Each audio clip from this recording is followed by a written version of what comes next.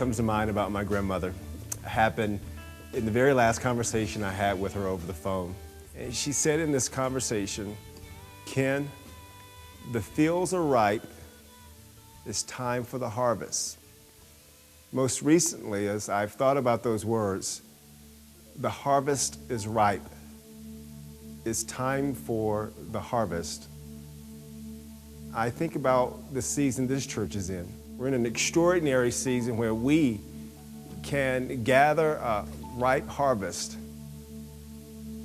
And this adventure we're getting ready to launch is called Preparing the Fields for a Faithful Future. And over the course of weeks to come, you're going to hear a lot of talk about different projects we're planning to pursue. There's the parking lot, church repairs and preservation. There's community enhancement, ways in which we're thinking about doing some renovations. There are opportunities for us to accelerate our technology ministries and, of course, reduce some debt. Someone's been planting, they've been planting good seeds. Plant some more, man. But all of these projects are about building people. I think of a lady named Jeanette. Jeanette has struggled with a drinking problem most of her life. And now in her mid-70s, she's decided to do something about it. Why? Because this woman met some people in the life of this church that have loved her into recovery.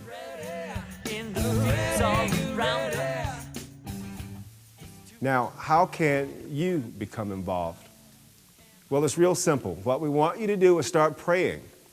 Not so much a prayer about an amount of dollars you can commit to, but how God could work through all of us to accomplish something that no one person could do alone.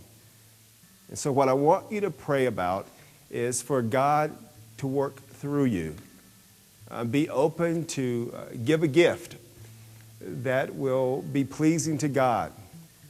Don't worry about trying to please the church or trying to please me. We also want you to do something else. We want you to make a commitment to come to service as often as you can between now and May the 17th. Don't decide to skip church because you may hear a message about money, because the messages aren't just about money. They're going to be about how we connect our heart to the work that God continues to do in the life of this church.